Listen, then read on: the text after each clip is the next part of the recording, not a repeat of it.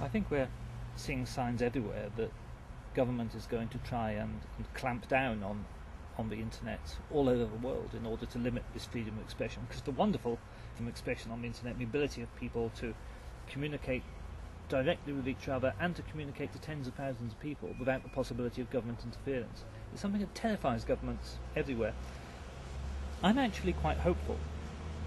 I think through attacks on ISPs, through attacks on website hosts, governments will be able to exert control over the internet, and I think the internet in 10 years' time will be a less free place than it is now. But I think by then new technology will have moved on, and the internet will be old technology, and we will have other means of modern ethereal communication.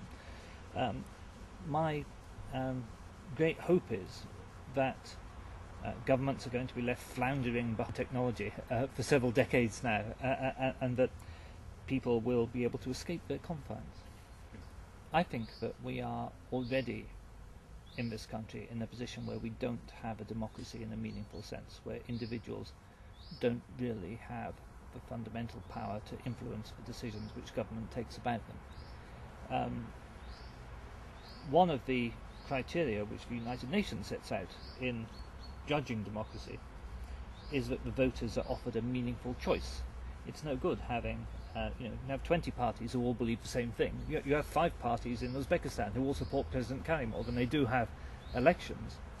But a situation where you have a by-election in Norfolk today, where our troops are dying extremely quickly in Afghanistan, where most of the people are against that war, and where no candidate is given any reasonable media access who's against that war, is just a denial of democracy. And that's only one example. All the civil liberties erosion which makes it so difficult. I was making the DVD program I'm giving to voters, and I was filming outside Norwich railway station, not inside, and I was threatened with arrest and prosecution for criminal trespass because I was standing there criticising the privatised railways. And the very idea that you should be arrested on a criminal offence for standing 40 yards outside the station talking about railway privatisation, that ought to outrage people, but we've got so used to it, people aren't outraged anymore, and that's where democracy does disappear, when people accept the disappearance of civil liberties.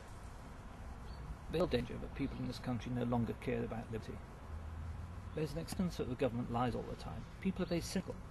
If you put to the ordinary man in the street the proposition that government lies all the time, 90% of them will agree with you. Government does lie all the time.